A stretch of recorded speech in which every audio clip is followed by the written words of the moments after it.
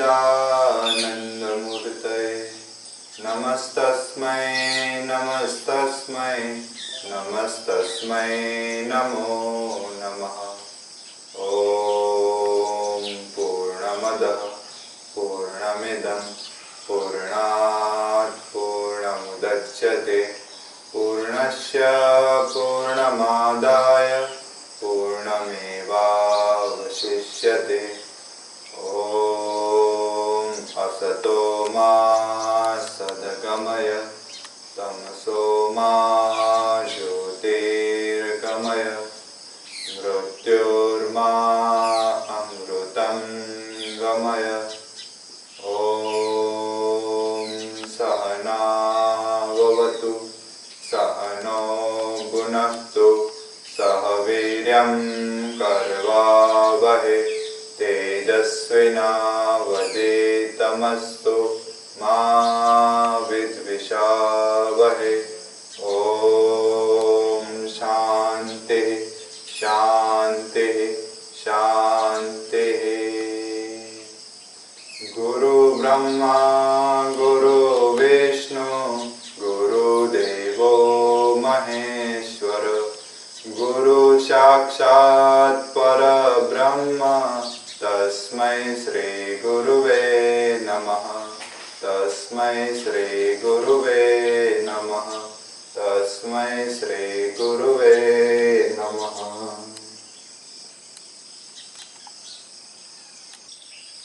सभी को ओम जय भगवान। आज 11 अक्टूबर 2020 और रविवार को योग प्रशिक्षण के 14वें दिन आप सभी का हार्दिक स्वागत है। पिछले सप्ताह जो हमने प्राणायाम और बंद सीखे थे, आज हम उसका पुनरावर्तन करेंगे। एक बार फिर से सब याद कर लेंगे, जैसे कि अनुलोम विलोम प्राणायाम, शीतली प्राणायाम, शीतकारी प्राणायाम, उज्जय प्राणायाम और त्रिबंध, मूलबंध, उड्डयन बंध और जालंधर बंध। इन सब का हम पुनरावर्तन करेंगे। शुरुआत करते हैं अनुलोम विलोम प्राणायाम से। अनुलोम विलोम प्राणायाम के लिए अनुकूल आसन की पसंदगी करें।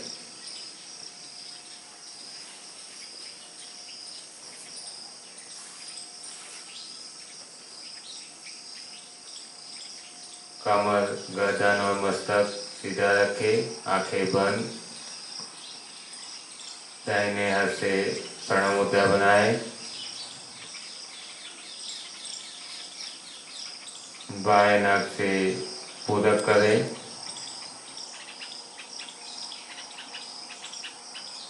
दीर्घ पूरक के बाद यथा क्षमता आंतर कुंभक करें।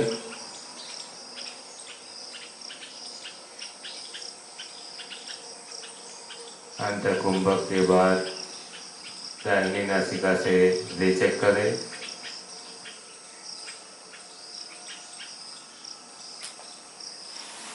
फिर से दाहिनी नासिका से पूरक करें, अंतर कुंभक करें।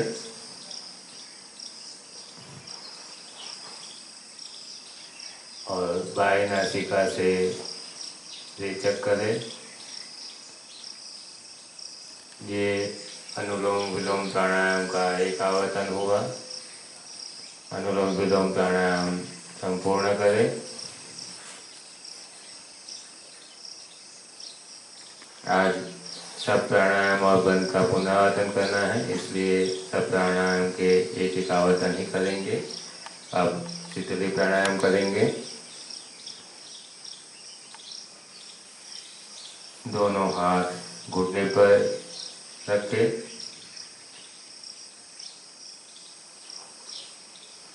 दोनों होठों से अंग्रेजी के ओ जैसे आकार बनाएं। जीभ को पतली नली की जैसे मोड़कर दोनों होठों से बाहर निकालें, इसे काकी मुद्रा कहते हैं। अब जीभ द्वारा धीरे धीरे पूरक करें। पूरक के बाद जीभ को अंदर लेके यथा क्षमता कुंभक करें।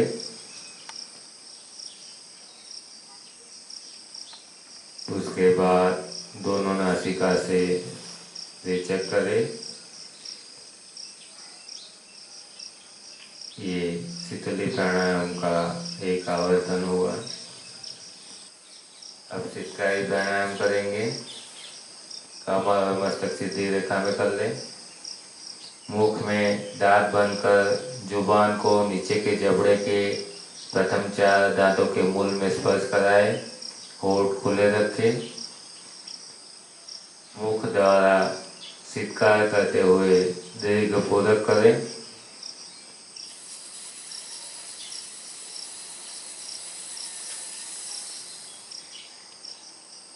पूरक के अंत में यथाक्षमता कुंभक करें।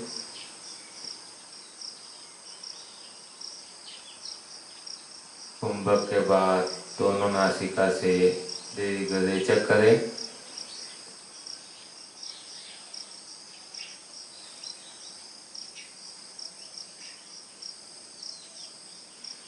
यह हुआ चित्कारी प्राणायाम। अब उज्जाई प्राणायाम करेंगे। दोनों हथेलियों को घुटन पर रखें।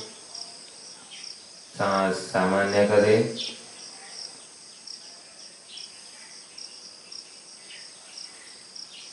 धीरे धीरे दोनों नासिका द्वारा वायु को कंठ ध्वनि के साथ अंदर खींचिए।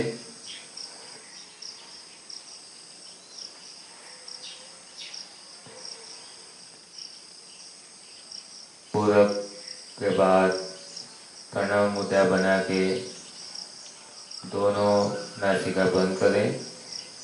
अंतर कुंभक करें।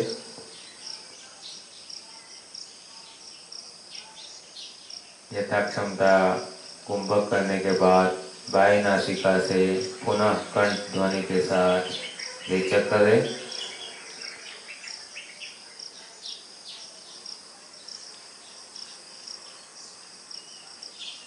रेचक के बाद मूल स्थिति में वापस आए।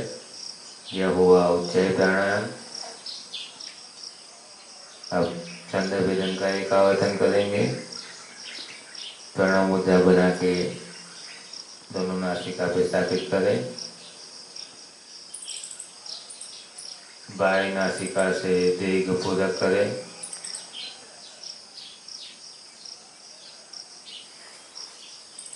पूरक के बाद यथाशक्ति कुंभक करें।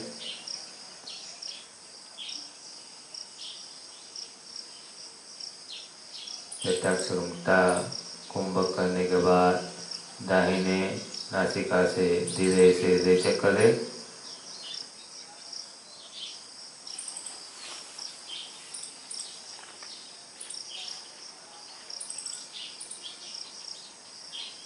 रेचक करने के बाद मूल स्थिति में वापस आए। ये प्राणायाम का पुनरावर्तन पूर्ण हुआ। अब हम बंद का करेंगे। सबसे पहले मूल बंद। दोनों हथेलियों को घुटनों पर स्थापित करें। दीर्घ पूरक करें। पूरक करने के बाद पूर्ण रेचक करें। बाह्य कुंभक में गुदा के स्नायु का बार बार आंकुचन और प्रसरण करें। यथाक्षमता बाह्य कुंभक में मूल बंद करने के बाद सामान्य स्थिति में आए। स्नायु को ढीला छोड़े और पूरक करें। यह हुआ मूल बंद। अब सामान्य स्थिति में वापस आए। शरीर को ढीला छोड़े।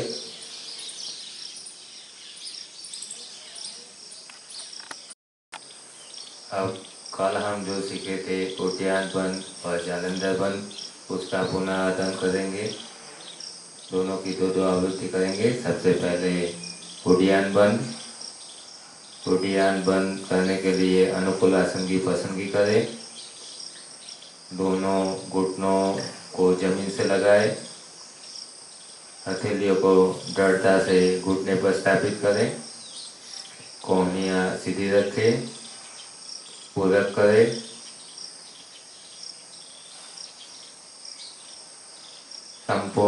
रेचक कर बाह्य कुंभक में सीने को फुलाए, नाभि के स्नायुओं को संकोचे, पेट की मांसपेशियों को अंदर की तरफ खींचे, जिससे पेट मेरुदंड के साथ चिपक गया हो ऐसा एहसास होगा। क्षमता अनुसार बाह्य कुंभक में टिके रहने के बाद पेट के स्नायुओं को विपरीत क्रम से ढीला छोड़े, पूरक करें।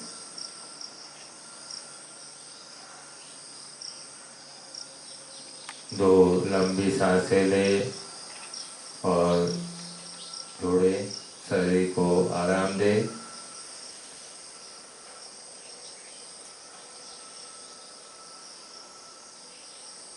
पेट का दर्द, अपेंडिक्स, रक्तचाप, हृदय संबंधित बीमारी या शस्त्रक्रिया कराई हो तो चिकित्सक की सलाह लेकर अभ्यास करना चाहिए। उड्डयन बन के अभ्यास करने से पूर्व पेट तथा आंतें संपूर्ण खाली होनी चाहिए। अब दूसरी बार आवर्तन करेंगे। पूरक करें। संपूर्ण रेचक कर बाह्य कुंभक में सीने को फुलाए, नाभि के स्नायुओं को संकोचे, पेट की मांसपेशियों को अंदर की तरफ खींचे। क्षमता अनुसार बाह्य कुंभक में टिके रहने के बाद विपरीत क्रम में स्नायु को ढीला छोड़े, पूरक करें। धीरे धीरे सामान्य हुए।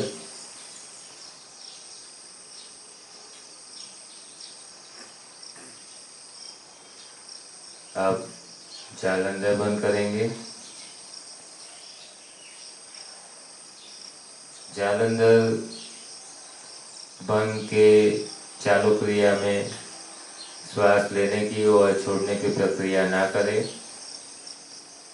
आरंभ के अभ्यासी 5 आवृत्ति से शुरुआत करके धीरे धीरे अभ्यास को बढ़ाए।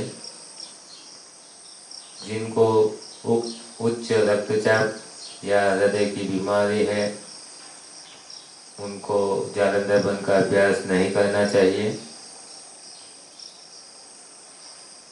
अब जालंधर बंद करेंगे। दीर्घ पूरक करें। पूरक के बाद रेचक करके बाह्य कुंभक में मस्तक को आगे झुकाकर ठोड़ी को कंठ को ऊपर लगाए।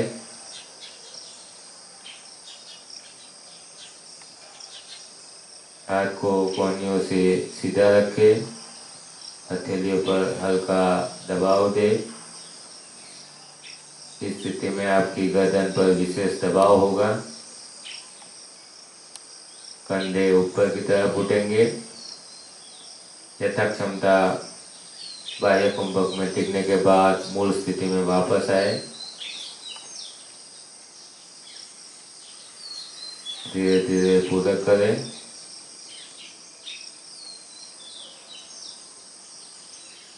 सामान्य स्थिति में आए।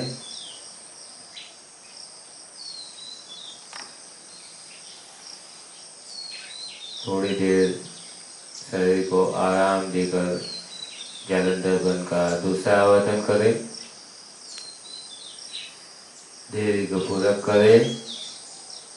उसके बाद रेचक करें। बाह्य कुंभक में मस्तक आगे झुकाए, ठोड़ी को कंठ को ऊपर लगाए, हाथ को कोहनी से सीधा रखें, हथेलियों पर हल्का दबाव दे। इस स्थिति में आपकी गर्दन पर विशेष दबाव रहेगा। कंधे ऊपर की तरफ उठेंगे।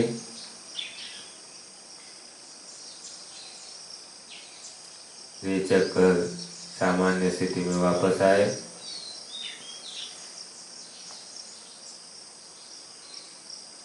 दीर्घ श्वसन करें। शरीर को शिथिल रखे, ज्यादा खींचे मत, सामान्य हो। सामान्य श्वसन में आए। धीरे धीरे सांस ले और छोड़े। अपनी दोनों हथेलियों को आपस में रगड़े। आंखों पर रखें।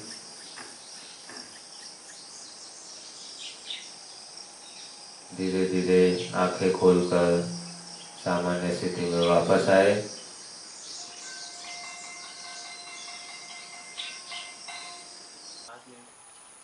सभी आत्मीय जनों को ओम जय भगवान। कल हमने आसन अभ्यास में पादांगुष्ठासन, मरीचय आसन और जानुशीरासन का पुनरावर्तन किया था एवं पद्मशयनासन, पश्चिमोत्तानासन, अधोमुखी स्वानासन, मार्जरासन इत्यादि नए आसन सीखे थे। आज हम पूर्व में किए हुए आसनों का पुनरावर्तन करेंगे। आसन अभ्यास से पहले सूक्ष्म क्रिया करते हैं। सूक्ष्म क्रिया करने के लिए अपने आसन पर खड़े हो जाए। पहले हम गर्दन की सूक्ष्म क्रिया करेंगे। गर्दन को गोल घुमाएंगे।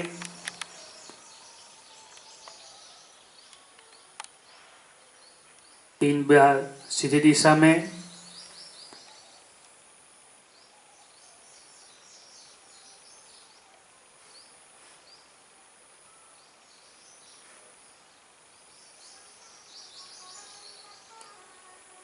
तीन बार उल्टी दिशा में घुमाएंगे।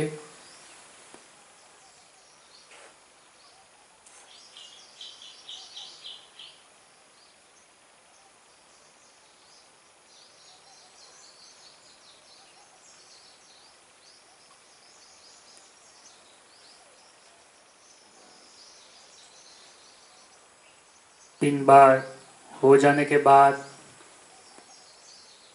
दोनों हाथों को सीधा करें और कलाई को गोल घुमाए। तीन बार सीधी दिशा में, तीन बार उल्टी दिशा में।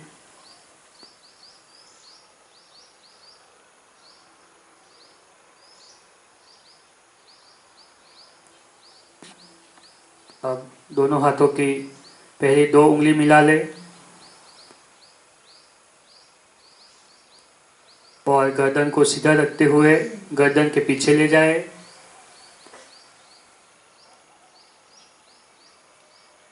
आगे लाए। ऐसे 3 आवर्तन करेंगे।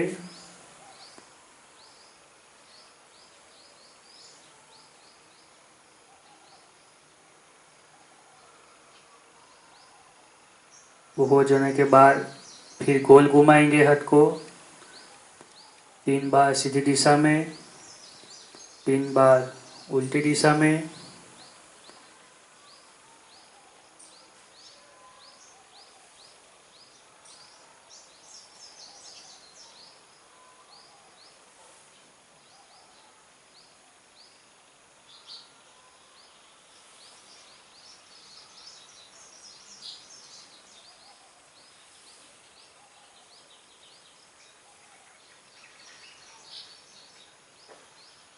अब दोनों पैर को थोड़ा खोले।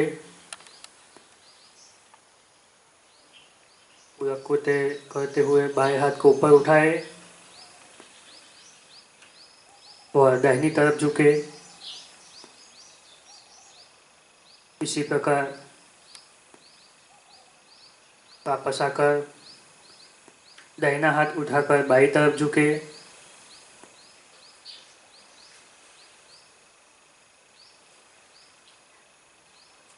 वापस आ जाए। इसी प्रकार दोनों तरफ 3-3 आवर्तन करेंगे।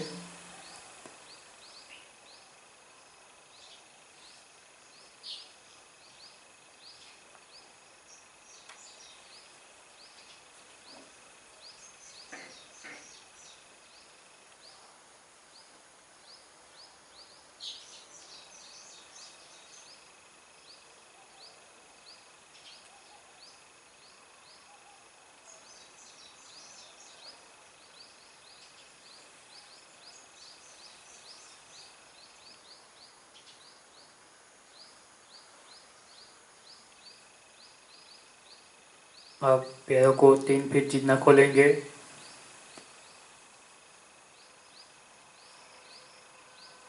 रेचक करते हुए दोनों हाथ को पैरों के आगे जमीन पर स्थापित करेंगे। फिर हाथ को पैरों के बीच में लाए और फिर पैरों के पीछे ले जाए। वापस खड़े होकर ऐसे 3 आवर्तन करेंगे, 3 बार।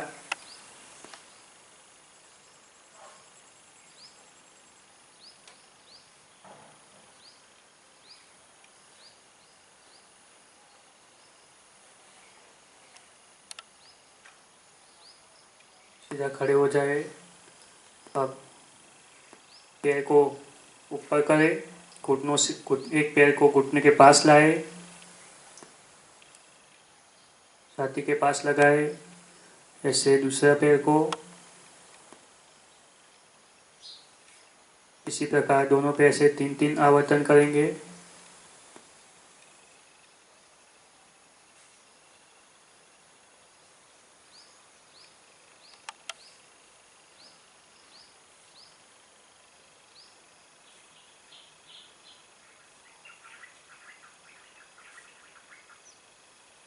अब आखिरी सूक्ष्म क्रिया करेंगे। बाएं पैर को आगे ऊपर उठाए और पैर के पंजे को गोल घुमाए, 3 बार सीधी दिशा में और 3 बार उल्टी दिशा में। ये हो जाने के बाद दूसरे पैर को ऊपर उठाएंगे, इसके पंजे 3 बार सीधी दिशा में और 3 बार उल्टी दिशा में घुमाएंगे।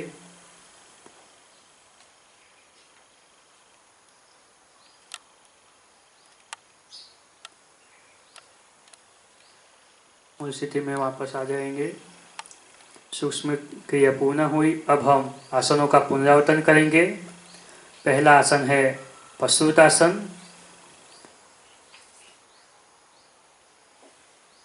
सीधे खड़े हो जाने के बाद दोनों पैरों के मध्य तकरीबन 3.5 फीट का अंतर रखें। अब पूरक कर दोनों हाथों को कंधों के समांतर फैलाए। आंतर कुंभक में शरीर के निचले हिस्से को सीधा रखते हुए शरीर को बाईं तरफ मोड़े।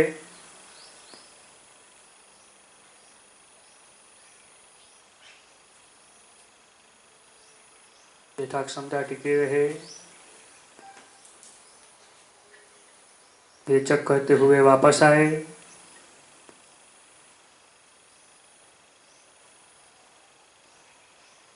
मूल स्थिति में वापस आएंगे।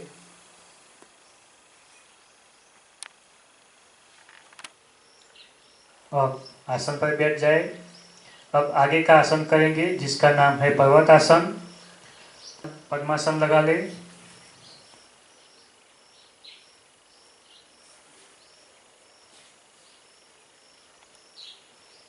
अब पूरक करते हुए दोनों हाथों को मस्तक की तरफ ऊपर उठाए। नमस्कार मुद्रा रचे।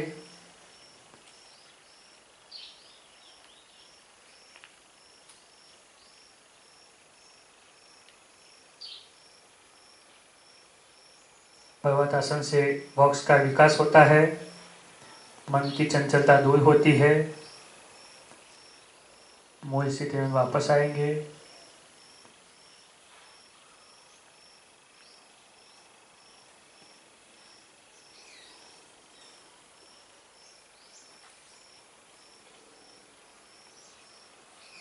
अब आगे का आसन करेंगे भूनमन पद्मासन।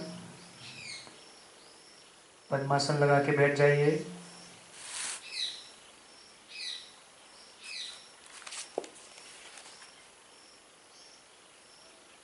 अब पूरक करते हुए दोनों हाथों को पीठ पीछे ले जाए। बाएं हाथ से दाहिने हाथ की कलाई पकड़े। रेचक करते हुए कमर को इस प्रकार आगे झुकाए कि आपके दोनों कंधे एवं ठोडी जमीन पर लगे। ध्यान रखें कि नितंब जमीन से लगे रहे।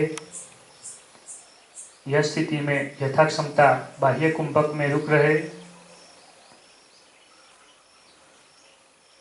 इससे मोटापा दूर होता है, कुंडली जागृत में सहयोगी बनता है यह आसन। पूरक करते हुए मूल सिर में वापस आएंगे।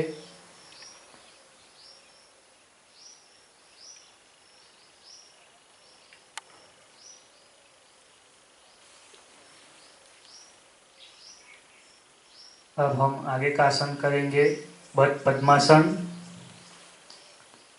सर्वप्रथम पद्मासन लगाकर बैठ जाइए।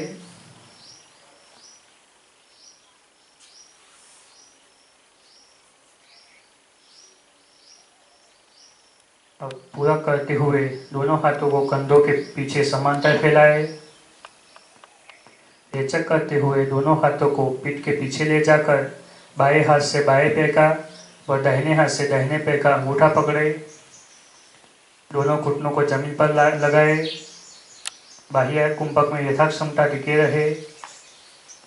इससे सर्वाइकल संबंधित दर्द में राहत मिलती है। वक्स के स्नायुओं का विकास होता है। पूरा कर मूल स्थिति में वापस आएंगे।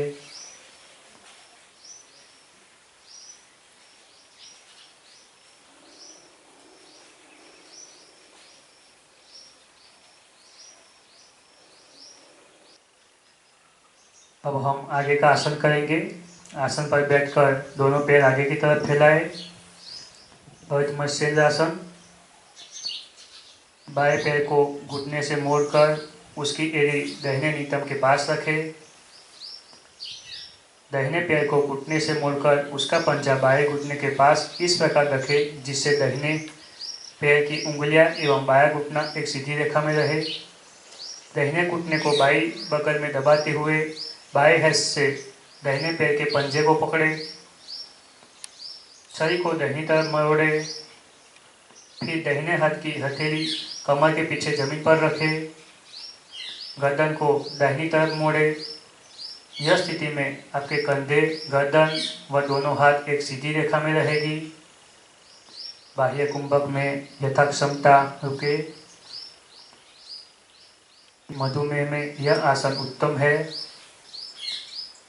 पेट पर जमी अतिरिक्त चर्बी दूर होती है। हाथों के जोड़ मुलायम बनते हैं। पूरा करते हुए मूल स्थिति में वापस आए।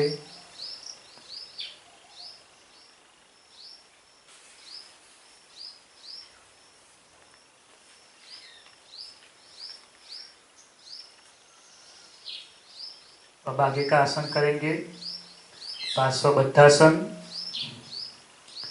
आसन पर दोनों पैर के पंजे खड़े रखकर बैठे।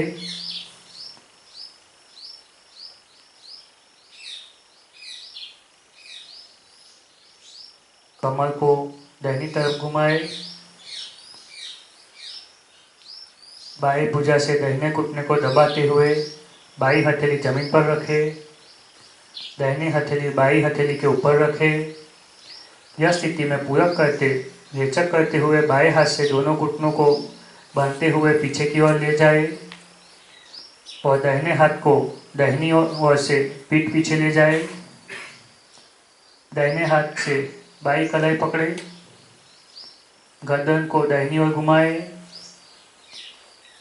इस अंतिम स्थिति में यथाक्षमता बाह्य कुंभक का अभ्यास करें। इस आसन से मोटापा दूर होता है।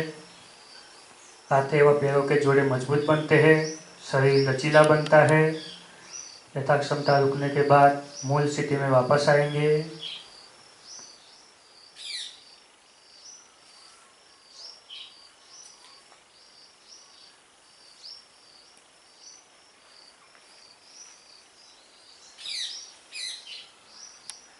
अब हम आगे का आसन करेंगे पादांगुष्ठ स्थिरासन। दोनों पंजों पे बैठेंगे।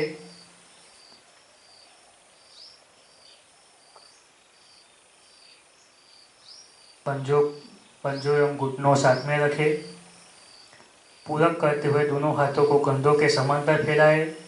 रेचक करते हुए दोनों भुजाओं को घुटनों पर लपेटते हुए बायां हाथ से दाहिनी कोहनी तथा दाहिने हाथ से बाईं जंघा पकड़े। बाह्य कुंभक में शरीर का संतुलन बनाते हुए पंजों के बल भूमि से ऊपर उठिए।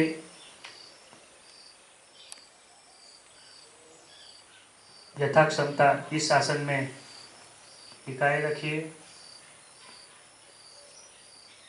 इस आसन से पंजों का विकास होता है। पेट संबंधित तकलीफें दूर होती है।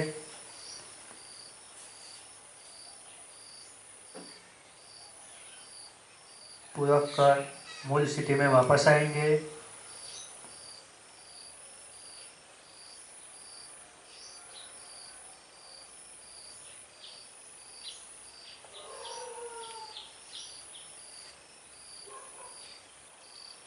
अब हम आगे का आसन करेंगे, द्विपाद संकोचासन। आसन पर दोनों पैर को मिलाकर खड़े रहे, कमर से आगे झुकते हुए दोनों हाथों को पिंडलियों एवं जंघा के बीच से निकालकर बैठे। रेचक करें। कुंभक में दोनों हथेलियों के मध्य में चेहरे को छुपाए। पंजे व एड़ी एक दूसरे से लगे रहे, यथाक्षमता टिके रहे। पैरों के स्नायु लचीले बनते हैं इस आसन से। मूल स्थिति में वापस आएंगे धीरे धीरे।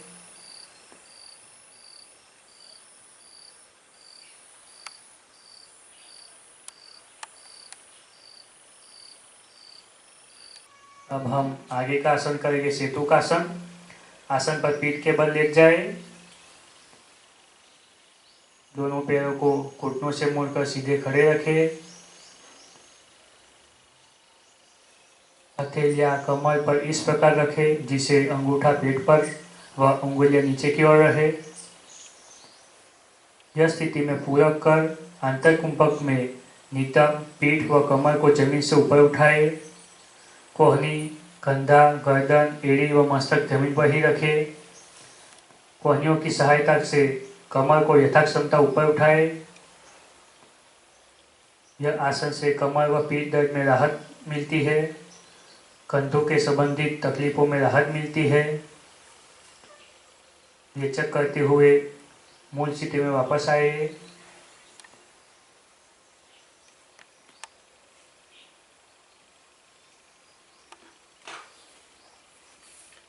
अब हम आगे का आसन करेंगे, सुप्त वज्रासन। आसन पर वज्रासन में बैठिए।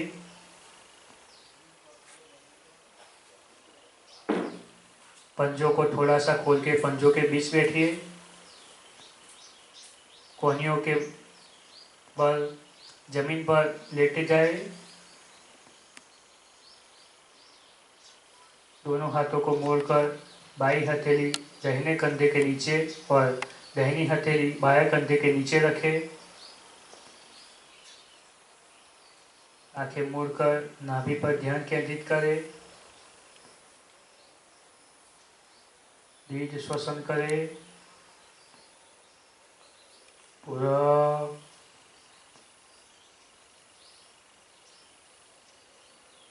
रेचक, पूरक।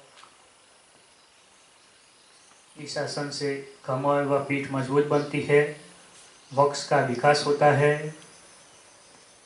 पेड़ों संबंधित बीमारियां दूर होती है।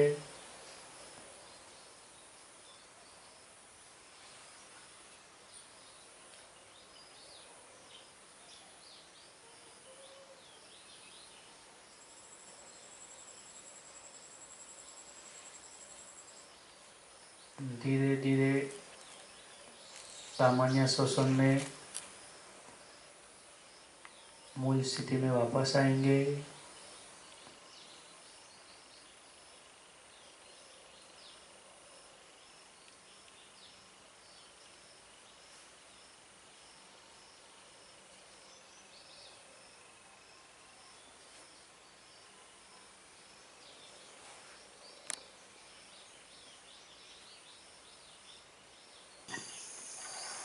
आसन पर सीधे खड़े हो जाए। अब हम ताड़ासन गौमुखासन करेंगे। पैरों के बीच आधे फुट का अंतर रखें। दाहिने हाथ को मस्तक के तरफ उठाए, उसे मोड़कर कंधे के पीछे लाए। बायां हाथ कमर से पीछे मोड़कर ऊपर की तरफ लाए। दोनों हाथों की अंगुलियां एक दूसरे में परोए। पूरक करते हुए दोनों पैर के पंजे के ऊपर खड़े हो जाए। यथाक्षमता यह स्थिति में टिके रहे। ताड़ासन मुखासन से श्वसन क्षमता बढ़ती है, फेफड़े मजबूत होते हैं, गर्दन और कंधे के दर्द में राहत मिलता है। रेचक करते हुए मूल स्थिति में आए।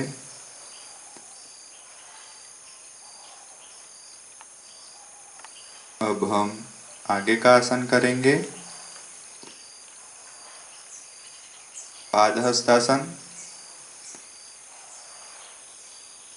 दोनों पंजों को आपस में मिलाकर खड़े रहे। पूरक करते हुए हाथों को सीधा आकाश की तरफ उठाए। रेचक करते हुए कमर के अंतिम छोर से झुके दोनों हथेलियां पंजों के नीचे स्थापित करें। मस्तक दोनों भुजाओं के बीच में बाह्य कुंभक में यथाशक्ति टिके रहे। पादहस्तासन से पैर मजबूत होते हैं, पीठ दर्द, जोड़ों के दर्द दूर होते हैं, सिर दर्द, थकान आदि दूर होते हैं। यथा क्षमता टिकने के बाद धीरे धीरे मूल स्थिति में आएंगे।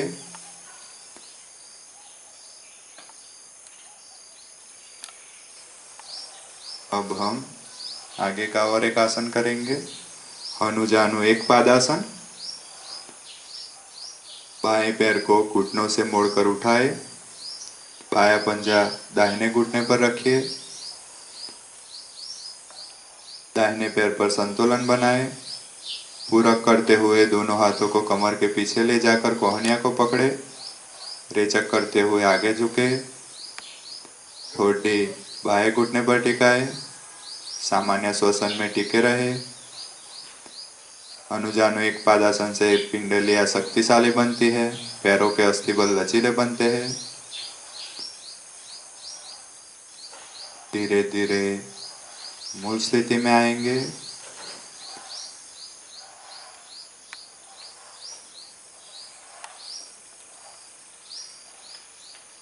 अब हम आगे का आसन करेंगे, पादांगुष्ठासन।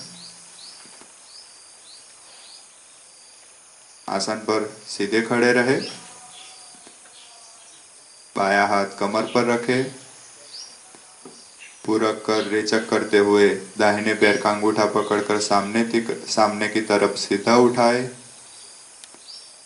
दाहिने घुटने को सीधा रखे, नजर सामने, बाह्य कुंभक में टिके रहे। पादांगुष्ठासन से हाथ और पैर के स्नायु मजबूत बनते हैं, साइटिका के दर्द में आराम मिलता है, वेरिकोज वेन की प्रारंभिक अवस्था में मदद रूप है। धीरे धीरे मूल स्थिति में आएंगे।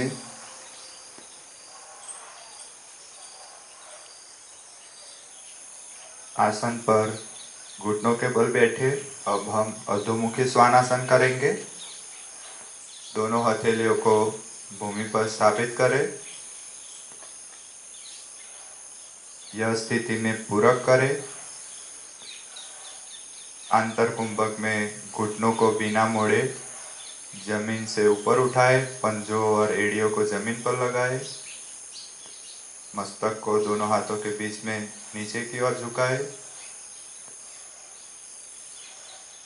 अधोमुखी स्वानासन से पैर के स्नायु और अस्थि जोड़ मजबूत बनते हैं, कमर सुदृढ़ बनती है।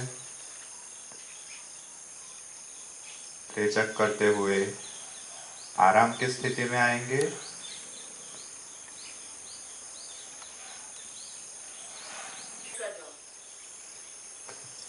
अब हम आगे का आसन करेंगे, मार्जर आसन। दोनों हथेलियों को आगे जमीन पर स्थापित करें। दो घुटने पैर के पंजे और दोनों हथेलियों के बीच में समान अंतर रखें। पैर के पंजे लेटे हुए रखें। इस स्थिति में पूरक करें। रेचक करते हुए दाहिने पैर को घुटनों से सीधा रखकर आकाश की दिशा में उठाए, दृष्टि आकाश की दिशा में रखें। दोनों हाथ कोहनियों से सीधा रखें।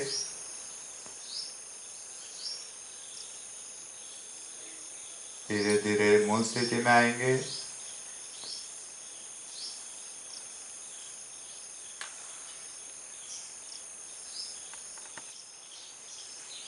अब हम आगे का आसन करेंगे, पश्चिमोत्तानासन। आसन पर दोनों पैर फैलाकर सीधे बैठ जाए।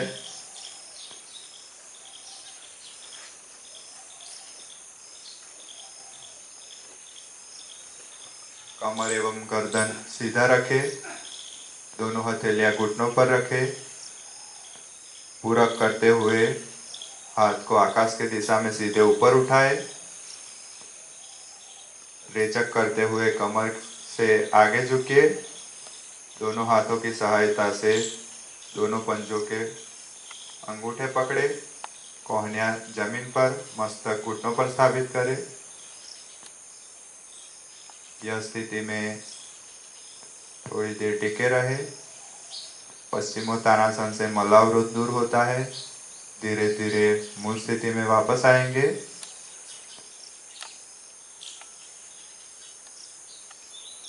अब हम आगे का आसन करेंगे, द्विपाद उत्तान पादासन। पीठ के बल लेट जाए, पैरों को सीधा रखे, हथेलियां जमीन पर उल्टी स्थापित करें। पूरक कर आंतर कुंभक में दोनों पैर बिना मोड़े 45 डिग्री कोण तक ऊपर उठाए। सामान्य श्वसन में टिके रहे। द्विपाद उत्तान पादासन से कोष्ठबद्धता नष्ट होती है। हर्निया के मरीज यह आसन न करें। धीरे धीरे मूल स्थिति में आएंगे।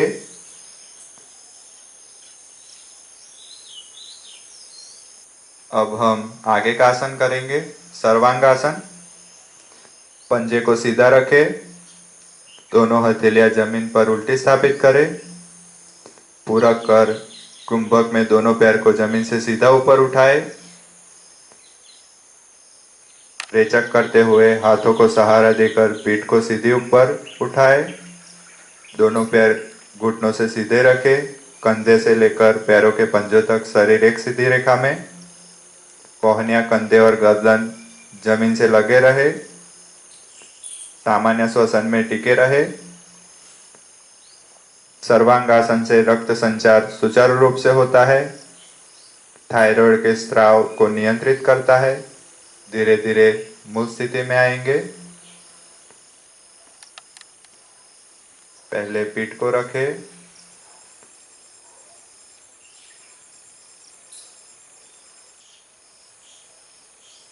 अब हम आगे का आसन करेंगे, हलासन। हाथ, पैर और मस्तक को सीधा रखें। पूरक करते हुए आंतर कुंभक में दोनों पैर घुटनों से बिना मोड़े जमीन से ऊपर उठाए। रेचक करते हुए पीठ को उठाकर पैरों को मस्तक के पीछे ले जाकर पंजे जमीन पर रखें। हाथों को सीधा जमीन पर ही रहने दें।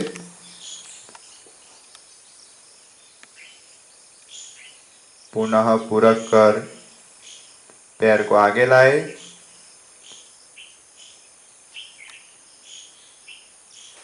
रेचक करते हुए मूल स्थिति में आए।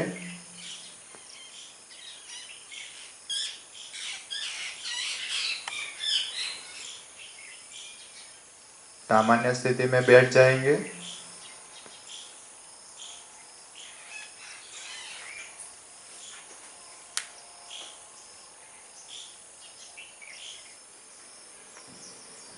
सभी आत्मीय जनों को ओम जय भगवान। अब तक हमने कुल 9 हस्त मुद्राओं का अभ्यास किया है। उसके फायदे, उसमें क्या सावधानी रखनी है, उसके बारे में जानना है। मुद्राओं में हमें क्या सावधानी रखनी है, उसके क्या नियम है, उसके बारे में भी जाना है। आज हम पुनः उन 9 मुद्राओं का पुनरावर्तन करते हैं एक बार। सर्वप्रथम 5 उंगलियों में सर्वप्रथम उंगली तर्जनी उंगली, जो वायु तत्व का प्रतिनिधित्व करती है। सर्वप्रथम हमने सीखी थी ज्ञान मुद्रा। ज्ञान मुद्रा बनाने के लिए तर्जनी उंगली को अंगुष्ठ के प्रथम छोर के साथ इस प्रकार मिलाना है, बहुत हल्के से स्पर्श करना है। बाकी की 3 उंगलियां सीधी रहेगी, हथेली सीधी रहेगी। ये हुई ज्ञान मुद्रा। यह मुद्रा हमारे स्मरण शक्ति को बढ़ाती है और हमारे शरीर में रहे सभी प्रकार के हार्मोन्स को संतुलित करती है। दूसरी मुद्रा हमने सीखी थी वायु मुद्रा। वायु मुद्रा करने के लिए तर्जनी उंगली को अंगुष्ठ के मूल भाग में हल्के से दबाना है और अंगुष्ठ को उंगली के ऊपर हल्के से इस प्रकार दबाना है। तीनों उंगलियों को सीधा रखना है इस प्रकार से। ये हुई वायु मुद्रा। वायु मुद्रा हमारे शरीर में वायु से संबंधित व्याधियों में फायदेमंद है। भोजन के बाद जिन्हें भोजन हजम नहीं होता है, खट्टी डकारें आती है या एसिडिटी हो जाती है, उनके लिए ये मुद्रा बहुत ही फायदेमंद है। वह भोजन के बाद वज्रासन के साथ इस मुद्रा का प्रयोग करें। उसके बाद हमने सीखी थी आकाश मुद्रा। मध्यमा उंगली जो आकाश तत्व का प्रतिनिधित्व करती है। आकाश तत्व की उंगली के प्रथम छोर को अंगुष्ठ के प्रथम छोर के साथ इस प्रकार हल्के दबाव से स्पर्श करें। बाकी की 3 उंगलियां सीधी रखनी है, हथेली सीधी। ये हुई आकाश मुद्रा। आकाश मुद्रा का अभ्यास करने से कान संबंधित जितनी भी व्याधियां हैं, जैसे कि बहरापन, कान में विसल बजना, कान में रिसाव होना इत्यादि में फायदेमंद है। इसके बाद हमने सीखी थी शून्य मुद्रा। शून्य मुद्रा के लिए मध्यमा उंगली को अंगुष्ठ के मूल भाग में स्पर्श करना है। अंगुष्ठ को उंगली के ऊपर हल्के दबाव से रखना है और बाकी की 3 उंगलियां सीधी रखनी है इस प्रकार से। ये हुई शून्य मुद्रा। शून्य मुद्रा शरीर में मेटाबॉलिज्म की प्रक्रिया को बढ़ाती है, अपार शांति का अनुभव देती है शून्य मुद्रा। शून्य मुद्रा के बाद हमने सीखी थी पृथ्वी मुद्रा। पृथ्वी मुद्रा के लिए अनामिका उंगली जो कि पृथ्वी तत्व का प्रतिनिधित्व करती है, उसे अंगुष्ठ के प्रथम छोर के साथ इस प्रकार से हल्के से स्पर्श करना है, बहुत हल्के दबाव के साथ, और बाकी की 3 उंगलियां इस प्रकार सीधी रखनी है, हथेली सीधी रहेगी। पृथ्वी मुद्रा का अभ्यास करने से जिन्हें शारीरिक निर्बलता है दूर होती है, जिनका वजन कम है उनका वजन बढ़ता है। इस मुद्रा के अभ्यास से हड्डियां मजबूत होती है।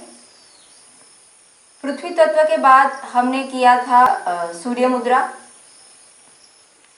सूर्य मुद्रा करने के लिए पृथ्वी तत्व की उंगली को अंगुष्ठ के मूल भाग में स्पर्श करना है इस प्रकार से, और अंगुष्ठ को हल्के दबाव से अनामिका उंगली को स्पर्श करना है, दबाना है। बाकी की 3 उंगलियां सीधी रहेगी। इसे कहते हैं सूर्य मुद्रा। सूर्य मुद्रा का दीर्घकालीन अभ्यास शरीर में इंसुलिन के स्राव को संतुलित करता है। जिन्हें मधुमेह यानी कि डायबिटीज़ की तकलीफ है, उनके लिए ये मुद्रा बहुत ही उपयोगी है। सूर्य मुद्रा शरीर में गर्मी को बढ़ाती है, इसीलिए जिन्हें पित्त का प्रकोप है शरीर में या शरीर की तासीर गर्म है, वो मुद्रा का प्रयोग कम करे या ना करे। उसके बाद हमने की थी वरुण मुद्रा।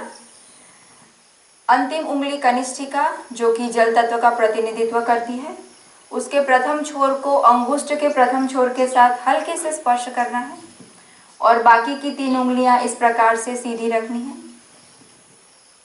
ये हुई वरुण मुद्रा। इन्हें हम जल मुद्रा भी कह सकते हैं।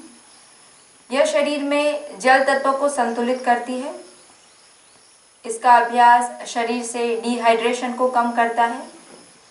त्वचा संबंधित सभी व्याधियां जैसे कि त्वचा का रूखापन, त्वचा पे इन्फेक्शन हो जाना आदि में बहुत ही लाभप्रद है। ये हुई वरुण मुद्रा। उसके बाद हमने एक और मुद्रा सीखी थी जिसका नाम है अपान मुद्रा। अपान मुद्रा के लिए मध्यमा और अनामिका उंगली को मोड़कर उसके प्रथम छोर के साथ अंगुष्ठ के छोर को इस प्रकार से मिलाया था और बाकी की 2 उंगलियां इस प्रकार से सीधी रखी थी। ये हुई अपान मुद्रा। अपान मुद्रा शरीर में स्थित अपान वायु को नियंत्रित करता है, संतुलित करता है। अपान वायु का स्थान शरीर में नाभि से नीचे के स्थान में है। यह हमारे उत्सर्जन तंत्र और प्रजनन तंत्र को नियंत्रित करता है। अपान मुद्रा का अभ्यास शरीर में विषाक्त द्रव्यों को निष्कासित करता है, शरीर से दूर करता है। और कल अंतिम मुद्रा हमने की थी प्राण मुद्रा। प्राण मुद्रा के लिए अनामिका और कनिष्ठिका की 2 उंगलियों को मोड़कर उसके प्रथम छोर को अंगुष्ठ के छोर के साथ हल्के दबाव से स्पर्श करना है। बाकी की 2 उंगलियां सीधी रखनी है, इस प्रकार से। ये हुई प्राण मुद्रा। प्राण मुद्रा शरीर में प्राण वायु को संतुलित करती है। शरीर में प्राण वायु का स्थान नाभि से हृदय पर्यंत है, इसीलिए इस मुद्रा का अभ्यास हृदय को बल प्रदान करता है। हृदय सशक्त बनता है, भय दूर होता है एवं शरीर में प्रतिरोधक शक्ति यानी कि रोगों के सामने लड़ने की शक्ति को बढ़ाता है। आज हम एक और नई मुद्रा सीखेंगे। मुद्रा का नाम है लिंग मुद्रा। ये मुद्रा सीखने से पहले इस मुद्रा में ध्यान में रखने वाली बातों को पहले समझ लेते हैं। लिंग मुद्रा शरीर में गर्मी को बढ़ाती है, क्योंकि ये अग्नि तत्व को संतुलित करने के लिए की जाती है। इसीलिए जिनके शरीर की तासीर गर्म है वो इस मुद्रा का प्रयोग कम समय अवधि के लिए करें। गर्मियों में तो बिल्कुल भी ना करें। जिन्हें कफ संबंधित तकलीफ है या शरीर कफ प्रकृति प्रधान है, उनके लिए मुद्रा बहुत ही उपयोगी है। आइए देखते हैं लिंग मुद्रा किस प्रकार करनी है। लिंग मुद्रा का प्रयोग करने के लिए दोनों हाथों की उंगलियों को इस प्रकार परस्पर मिला देना है। अंगुष्ठों को भी मिला देना है, इस प्रकार से मुट्ठी बंद कर ले। उसके बाद बाएं हाथ के अंगूठे को सीधा रखना है। स्मरण करें, ये मुद्रा बाएं हाथ से बनानी है। कभी भी दाहिने हाथ का अंगूठा सीधा ना रखें। दाएं यानी कि लेफ्ट हैंड के अंगूठे को इस प्रकार से सीधा रखना है। जिस प्रकार दिए की ज्योत होती है उस प्रकार से सीधा रखें और धीरे से नीचे नाभि के समानांतर मुद्रा को रखें। अब धीरे से आंखें बंद कर लें।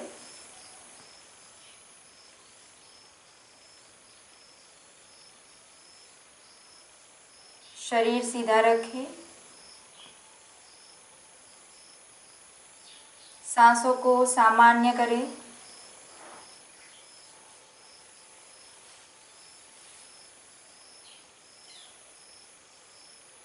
लंबी गहरी सांस लेनी है और धीरे धीरे सांस को बाहर निकालना है।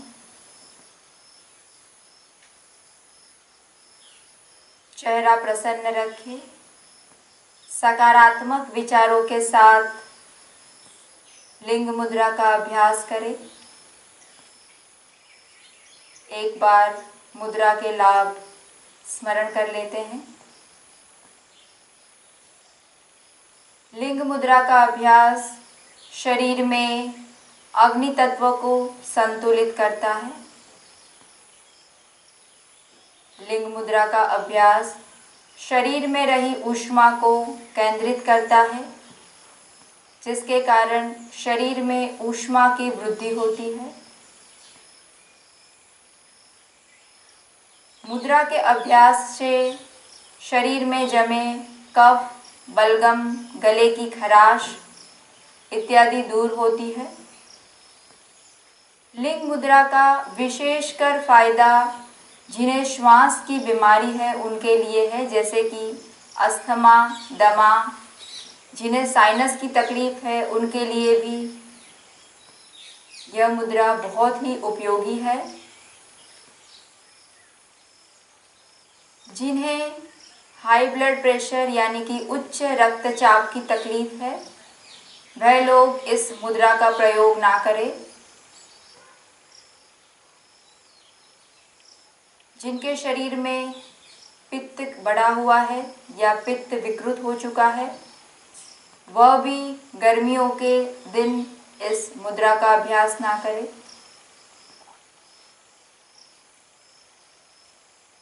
लिंग मुद्रा का अभ्यास शरीर से विषाक्त द्रव्यों को दूर करता है।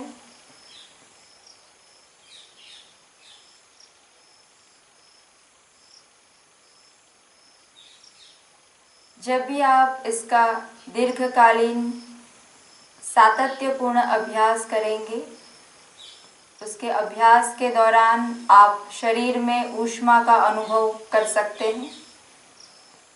प्रारंभ के स्तर पर शायद आप इसका अनुभव ना कर सके, पर दीर्घकालीन अभ्यास से आप ऊष्मा का अनुभव जरूर कर सकते हैं। एक बात हमें सदैव स्मरण रखनी है कि योग के अभ्यास में अनुशासन के साथ नियमितता और सातत्य की आवश्यकता होती है। बिना अनुशासन और सातत्य के किया हुआ योग अभ्यास हमें उचित मात्रा में फायदा नहीं पहुंचाता है। पुनः लंबी गहरी सांस लें। सांस को धीरे धीरे बाहर निकालें।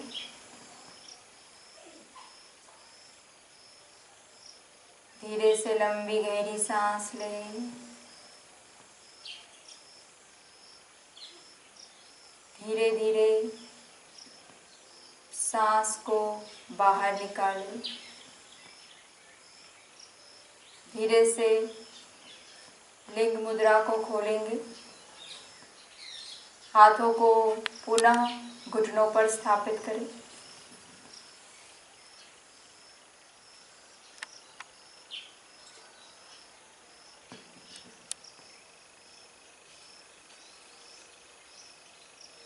लिंग मुद्रा का अभ्यास करने से बालों के मूल में या शरीर में आपको पसीने का अनुभव होगा। इसका कारण शरीर में पैदा हुई ऊष्मा है। दोनों हाथों को परस्पर एक दूसरे के साथ घर्षण करें। हथेलियों को हल्के से आंखों पर रखें।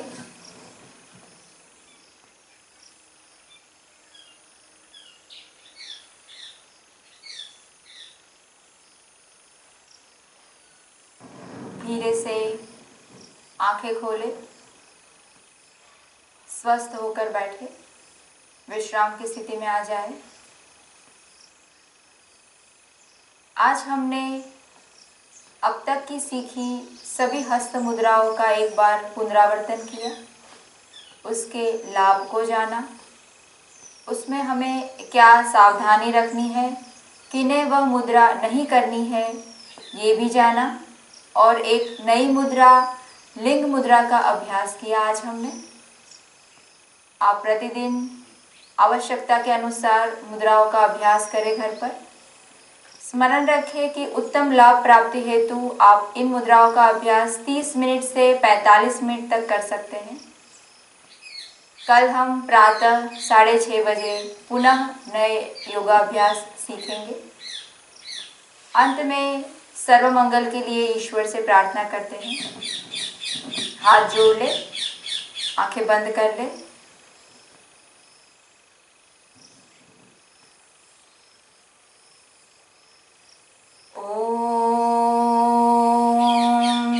सर्वेत्र सुखिनः सन्तु, सर्वे सन्तु निरामया, सर्वे भद्राणि पश्यन्तु, मा कश्चित् दुःखमाप्नुयात्। ॐ शान्तिः शान्तिः शान्तिः। सभी आत्मीय जनों को ओम जय भगवान।